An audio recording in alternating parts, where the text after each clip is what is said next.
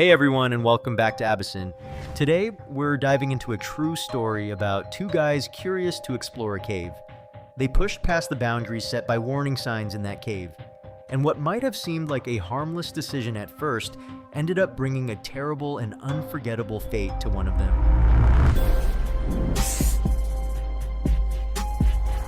On July 18th, 1980, David Carson and John Brock, both 19 years old, arrived at Carlsbad Caverns National Park in New Mexico. This park is one of the most impressive and mysterious national parks out there. With over 119 known caves, it's famous for its unique geology and stunning underground formations. Unlike most caves formed by water reacting with carbon dioxide, Carlsbad's caves were shaped by sulfuric acid.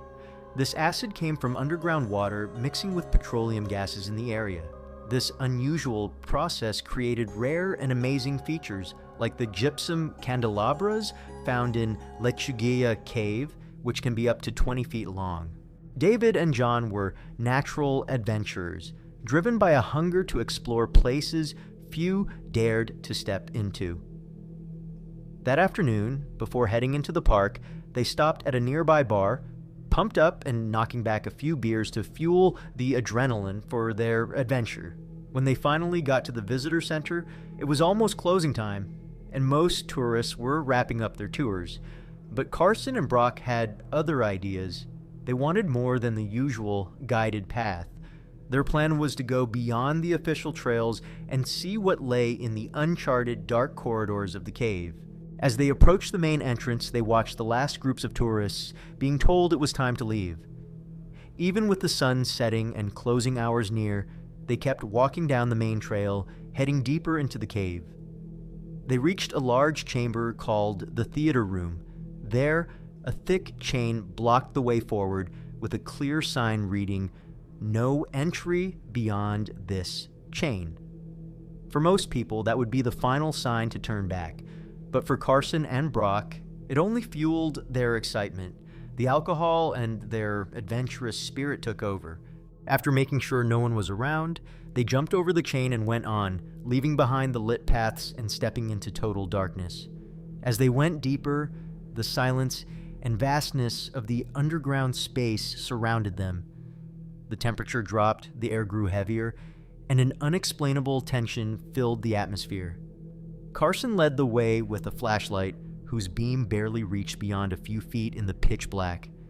It was there, in that deep and eerie silence, that both started to feel the terror of the unknown, a world almost untouched by humans. The only sound was the faint crackling of their footsteps on the cave floor.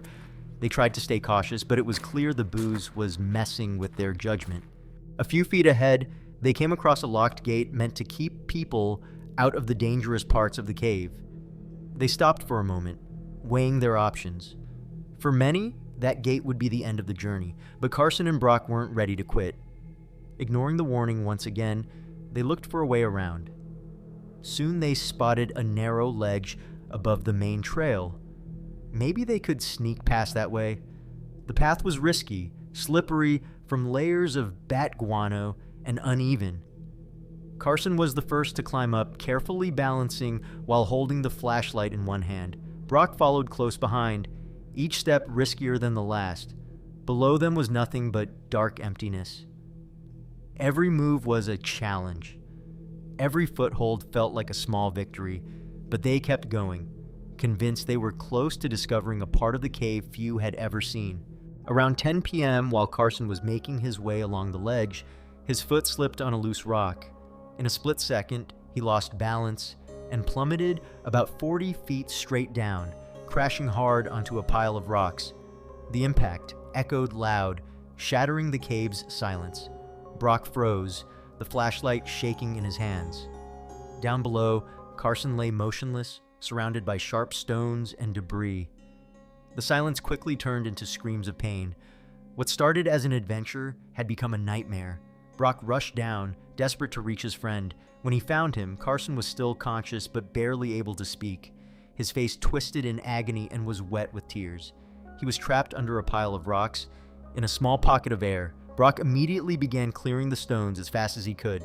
Carson's body was battered, his arms, face, and torso covered in cuts and bruises, but what terrified Brock the most was how twisted and immobile Carson's legs were. Caught between the urge to get help and the fear of leaving his friend alone, Brock knew time was running out. Carson was trapped and partially buried. He started the trek back, trying to get out of the cave to find rescue. After hours of struggling, he finally emerged from the cave's darkness, completely exhausted and out of breath. At the visitor center, he found Park Ranger John McLaughlin and told him everything that had happened. McLaughlin immediately called a specialized rescue team, knowing every minute counted. In less than an hour, the team arrived with ropes, stretchers, and stabilization gear. Once they reached the accident site, they assessed the situation and began the rescue. Since any movement could make Carson's injuries worse, the first step was to immobilize him completely by securing him to a rigid stretcher, keeping his spine as stable as possible. The operation was carried out with the utmost care. Every move was calculated to avoid causing more pain or damage.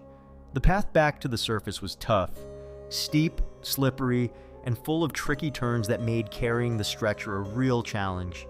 The rescuers spoke quietly, alert to every obstacle. After hours of distress and hard work, the rescue team finally brought Carson out of the cave's darkness.